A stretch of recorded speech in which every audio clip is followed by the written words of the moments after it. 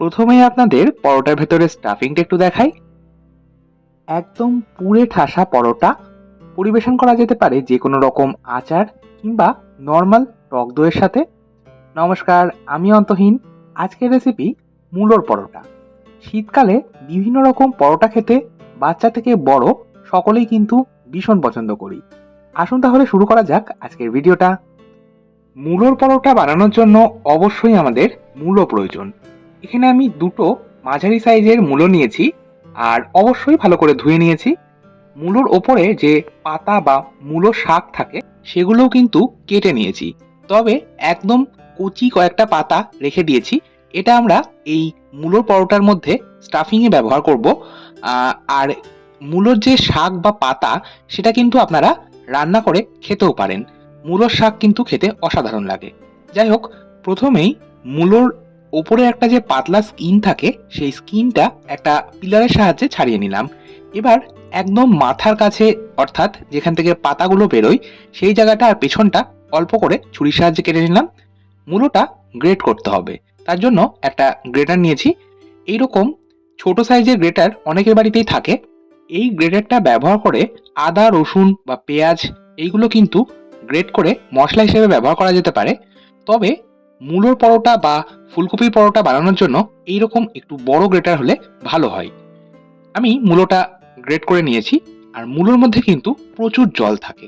দেখুন, গ্রেট করতে করতেই কিছুটা পরিমাণে জল ছাড়তে শুরু করে দিয়েছে। এবার আমাদের এই জলটাকেই সম্পূর্ণ আলাদা করে নিতে হবে। তার জন্য আমি একটা বড় ছাঁকনির মধ্যে এই গ্রেট করে নেওয়া মূলোটা নিয়ে নিচ্ছি। আপনারা চাইলে গ্রেটারের পরিবর্তে মূলোটাকে বটির সাহায্যে একদম মিহি করে কুচিয়ে নিয়েও ব্যবহার করতে পারেন।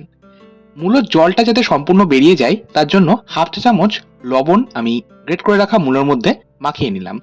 এবার চামচের সাহায্যে এইভাবে প্রেস করে করে এক্সট্রা জলটা বার করে নিলাম। এবার দু হাতের সাহায্যে খুব ভালো করে আমি চিপে নিচ্ছি, যাতে এক্সট্রা জলটা সম্পূর্ণটাই কিন্তু বেরিয়ে যায়। মূলোর পরোটা বানানোর জন্য মূলোর যে এক্সট্রা জলটা থাকে সেটা কিন্তু আমাদের অবশ্যই বের করে নিতে হবে। দেখুন কতটা পরিমাণে জল বেরিয়েছে।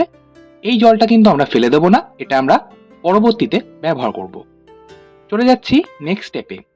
আমরা পরোটার জন্য এবার একটা আটার ডো তৈরি করব। তার জন্য একটা গামলার মধ্যে নিচ্ছি বাড়িতে থাকা নর্মাল যে জল খাওয়ার গ্লাস, সেই গ্লাস মেপে 2 কাপ পরিমাণে গমের আটা। চাইলে আপনারা ময়দা দিয়েও কিন্তু এই পরোটা অবশ্যই বানাতে পারেন, আবার চাইলে আটা ময়দা মিশিয়েও বানাতে পারেন। দিয়ে দিলাম হাফ চা চামচ লবণ বা স্বাদ মতন লবণ, আর হাফ চা চামচ জোয়ান বা আজওয়ান। জোয়ানটা আমি হাতের তালুর মধ্যে এইভাবে একটু ঘষে নিয়ে তারপর ব্যবহার করছি। জোয়ান ব্যবহার করলে টেস্টটা তো ভীষণ ভালো হয়।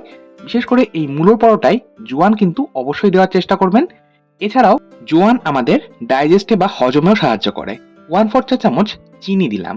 চিনি আপনারা চাইলে স্কিপ করতে পারেন, তবে চিনি ব্যবহার করলে পরোটাগুলো ভীষণ সফট হয় আর সুন্দরভাবে ফুলে ওঠে।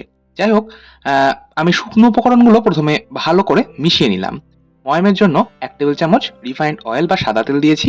চাইলে আপনারা ঘিও কিন্তু ব্যবহার করতে পারেন, তবে মূলোর পরোটা তেল দিয়ে ময়াম দিলেই টেস্টটা বেশি ভালো হয়। খুব ভালো করে ময়ামটা দিয়ে নেওয়ার পর মূলোর যে এক্সট্রা জলটা আমরা বার করে নিয়েছিলাম, সেই জলটা আমি বলেছিলাম ফেলে দেবো না, ব্যবহার করব। সেই জলটা ব্যবহার করেই কিন্তু এই আটার ডোটা তৈরি করব। আচ্ছা, এবার একটু আপনারা ভালো করে বুঝবেন।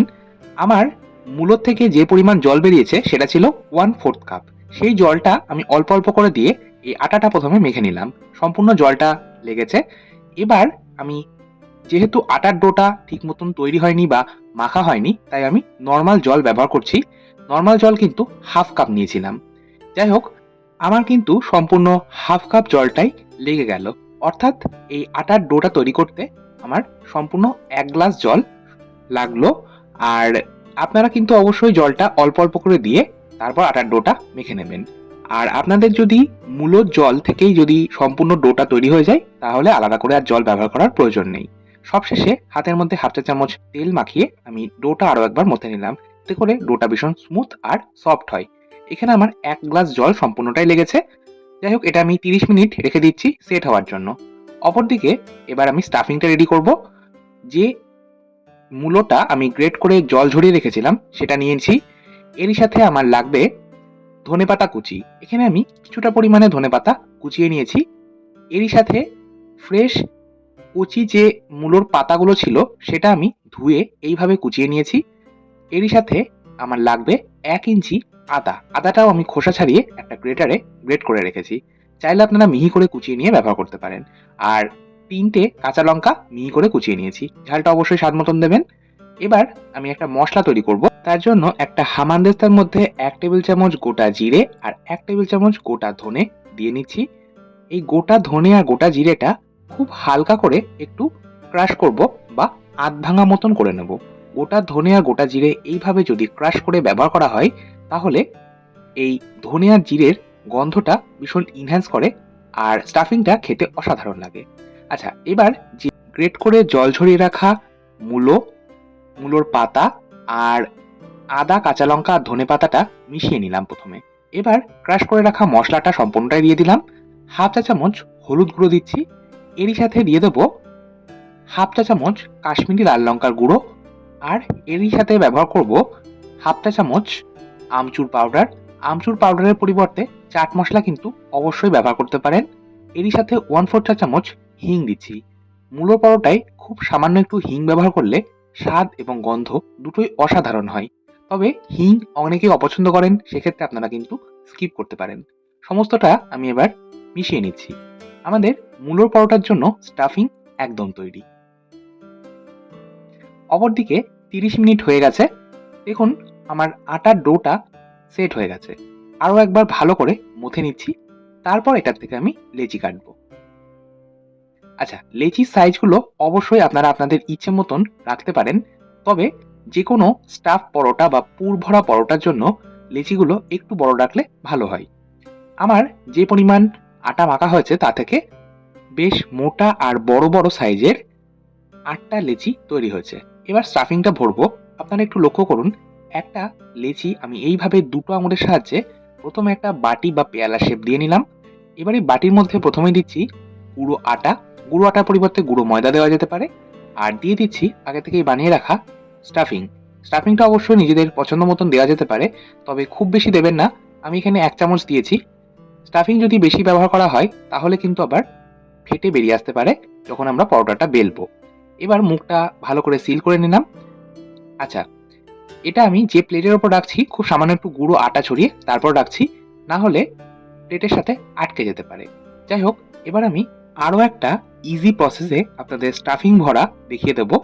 পরিষ্কার কিচেন টেবিলের ওপর আগে থেকেই বানিয়ে রাখা একটা পরোটার লেচি নিলাম। খুব হালকা হাতে একটা রোলিং পিন বা বেলনের সাহায্যে বেলে নিলাম, তবে খুব বেশি বেলবো না। নর্মালি যেমন লুচির জন্য আমরা লেচিগুলো বড় করি সেরকম অল্প করে বেলে নেওয়ার পর গুঁড়ো আটা ছড়িয়ে দিয়ে দিলাম পরিমাণ মতো স্টাফিং। তারপর ধারগুলো শাড়ি বা ধুতির কুচির মতন ভাঁজ করে বা ফোল্ড করে আমি মুখটাকে একটা পুটলির মতন বন্ধ করে নিলাম। আমাদের 2 রকম প্রসেস দেখানো হয়ে গেল। এবার আমি সব থেকে ইজি প্রসেসে স্টাফিং ভরে দেখাবো। এর থেকে ইজি প্রসেস কিন্তু আর হয় না। একইভাবে আমি আরও একটা লেচি নিয়ে প্রথমে বেলে নিলাম। আর এই লেচিটা কিন্তু আমি একদম রুটির মতন বড় করে আর পাতলা করে বেলেছি। তারপর দিয়ে দিলাম গুঁড়ো আটা আর স্টাফিং। আচ্ছা, গুঁড়ো আটা এইভাবে দেওয়া হলে পরোটাগুলো কিন্তু সুন্দরভাবে ভেতর থেকে ফুলে ওঠে আর পরোটাগুলো ভীষণ সফট হয়। আচ্ছা, একইভাবে আমি আরও একটা লেচি আমি ওই একই সাইজে বেলে নিলাম। তারপর ওপর থেকে এইভাবে দিয়ে সাইডগুলো বন্ধ করে দিলাম। আমাদের এইটা হচ্ছে সব থেকে ইজি প্রসেস। আপনারা চাইলে এই প্রসেসটাও কিন্তু ফলো করে স্টাফিং ভরতে পারেন। সামান্য গুঁড়ো আটা ছড়িয়ে আমি পরোটাটা বেলে নিলাম। যাই হোক, এবার আমি বাকি পরোটাগুলো একইভাবে খুব হালকা হাতে প্রেস করে গুঁড়ো আটা ছড়িয়ে বেলে নেব। আর সাইডগুলো একটু পাতলা রাখবেন, না হলে কিন্তু পরোটাগুলো ফুলতে চাইবে না।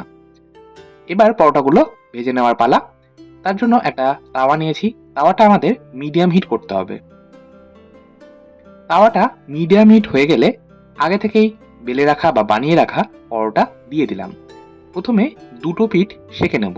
ঠিক যেভাবে রুটি সেঁকা হয় সেইভাবেই দুটো পিঠ ওলট পালট করে সেঁকে নেওয়ার পর দিয়ে দিচ্ছি পরিমাণ মতন তেল। তেলের পরিবর্তে আপনারা ঘি বা বাটারও কিন্তু ব্যবহার করতে পারেন, তবে মূলোর পরোটা তেল দিয়ে ভাজলে বেশি ভালো হয়।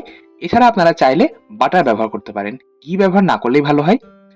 আচ্ছা, তেল বা বাটার যেটাই ব্যবহার করেন সেটা কিন্তু আপনাদের ইচ্ছে মতন বা পরিমাণ মতন ব্যবহার করবেন। এটার পরিমাণটা আর কিছু বলার নেই। আচ্ছা, গ্যাসের ফ্লেম মিডিয়ামে রেখে পরোটাগুলো মোটামুটি ১ থেকে ১.৫ মিনিট সময় ধরে ভেজে নিতে হবে। একটা পরোটা ভাজা হয়ে গেলে তুলে নিলাম। এবার ওই একই তাওয়ায় একটা পরোটা আমি দিয়ে দিলাম। পরোটাটা ১ম এ এপিঠ-ওপিঠ করে হালকা করে সেঁকে নিলাম। গ্যাসের ফ্লেমটা কিন্তু মিডিয়ামে রয়েছে। এবার একটা পরোটা সেঁকা হয়ে গেলে আমি আরো একটা পরোটা ওর উপর থেকে দিয়ে দিলাম।